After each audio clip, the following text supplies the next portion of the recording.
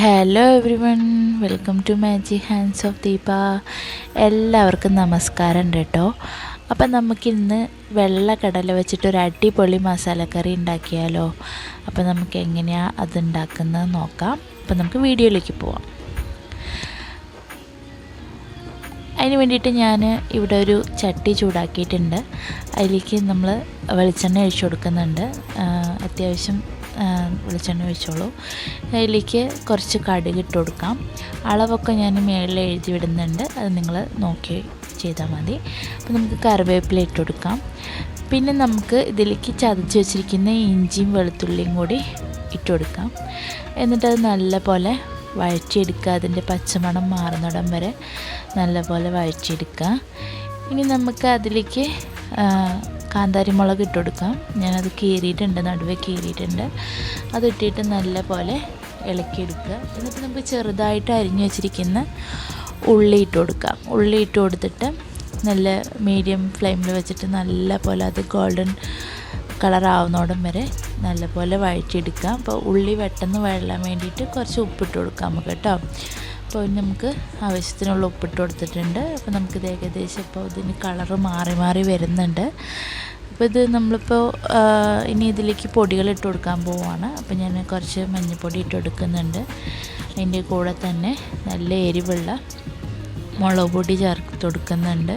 നിങ്ങൾക്ക് ഇതിൽ വേണമെങ്കിൽ കാശ്മീരി മുളക് പൊടി വേണമെങ്കിലും ചേർത്ത് കൊടുക്കാം.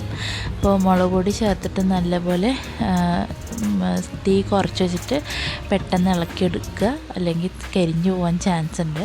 ഇനി നമുക്കിതിലേക്ക് പെരിഞ്ജീരകം പൊടിച്ചതിട്ട് കൊടുക്കാം.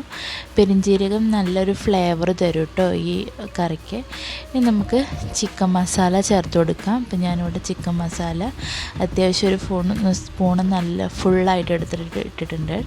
ഇനി നമുക്ക് അതിലേക്ക് ചെറുതായിട്ട് അരിഞ്ഞു വെച്ചിരിക്കുന്ന തക്കാളി ചേർത്ത് കൊടുക്കാം.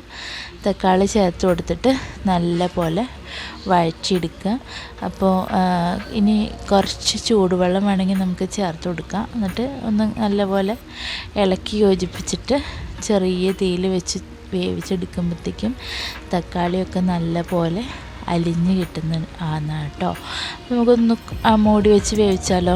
അപ്പോൾ നമുക്ക് ഇതിന് എന്തായെന്നൊന്ന് നോക്കി വെക്കാം. അപ്പോൾ ഞാനിതൊന്ന് ഇളക്കി കൊടുക്കാൻ പോവുകയാണ്. അപ്പോൾ നോൺ സ്റ്റിക്ക് ആയതുകൊണ്ട് അടിയിലൊന്നും പിടിക്കില്ല, അതുകൊണ്ട് പേടിക്കാനില്ല. അപ്പോൾ നമുക്കിത് നല്ലപോലെ ഒന്ന് ഇളക്കി യോജിപ്പിച്ച് കൊടുക്കാം. അപ്പോൾ നമുക്ക് ഇനി ഗ്രേവി വെന്തോ എന്ന് നോക്കാം. അപ്പോൾ 1-2 പ്രാവശ്യം ഇങ്ങനെ അടച്ച് വെച്ച് വേവിക്കേണ്ടി വരും. അപ്പോൾ നമുക്കിനി ഇതൊന്ന് ഇളക്കി കൊടുത്തിട്ട് ഇനി നമുക്കിതിലേക്ക് നമ്മൾ കടല വേവിച്ച് വെച്ചിരിക്കുന്നത് ഇട്ട് കൊടുക്കുക. അപ്പോൾ അതിൽ ഞാൻ കുറച്ച് ഉപ്പിട്ടിട്ടുണ്ട്. അപ്പോൾ ഇനി നമ്മളിതിലേക്ക് ഉപ്പിടുന്നത് നോക്കിയിട്ട് ഉപ്പിട്ടാൽ മതി, അല്ലെങ്കിൽ ഉപ്പ് കൂടി പോകട്ടോ. അപ്പോൾ നല്ലപോലെ ഇത് ഇളക്കി കൊടുക്കുക.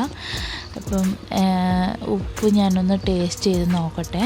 അപ്പോൾ ചെറിയ എൻ്റെ അളവിന് കുറച്ചും കൂടി ഉപ്പ് വേണം. അപ്പോൾ ഇത്തിരി കൂടി ഉപ്പിട്ട് കൊടുക്കുകയാണ് ഞാൻ. ഇനി നമുക്ക് ഒന്നും കൂടി നല്ല ഇളക്കി യോജിപ്പിച്ചിട്ട് ഇപ്പം ഈ കടല ഇട്ട് കൊടുത്തല്ലേ, അപ്പോൾ കടലയുടെ ഗ്രേവിയും കറി എല്ലാം കൂടെ ഒന്ന് മിക്സായിട്ടൊന്ന് വേകാൻ വേണ്ടിയിട്ട് നമുക്കൊന്നും കൂടെ അടച്ച് വെച്ചിട്ട് ഒരു നല്ല പോലെ ഒന്ന് ആവി കയറ്റിയിട്ട് വേവിച്ചെടുക്കാം. അപ്പോൾ നമ്മുടെ കറി ഏകദേശം ഇവിടെ റെഡി ആയിട്ടുണ്ട്. അപ്പോൾ നമുക്ക് ഒന്നും കൂടി ഒന്ന് ഇളക്കി യോജിപ്പിച്ച് കൊടുക്കാം. അപ്പോൾ ഇത് നിങ്ങൾക്ക് പൊറോട്ടയുടെ കൂടെയും ചപ്പാത്തിയുടെ കൂടെയും ഒക്കെ ഉപയോഗിക്കാം കേട്ടോ. അപ്പോൾ നമ്മുടെ കറി നമുക്കൊന്ന് പ്ലേറ്റ് ചെയ്യാം. ദോശയുടെ കൂടെയും നൂൽപുട്ട് അങ്ങനെയുള്ള നമുക്ക് ഇഷ്ടമുള്ള ഭക്ഷണങ്ങളുടെ കൂടെ ഒക്കെ ഉപയോഗിക്കാം. അപ്പോൾ എൻ്റെ കറി നിങ്ങൾക്ക് എല്ലാവർക്കും ഇഷ്ടപ്പെട്ടെന്ന് വിചാരിക്കുകയാണ്. അപ്പോൾ എല്ലാവരും ലൈക്ക്, കമൻറ്റ്, ഷെയറൊക്കെ ചെയ്യണം കേട്ടോ. അപ്പോൾ എല്ലാവരും ഉണ്ടാക്കിയൊക്കെ നോക്കണേ. Thank you for watching.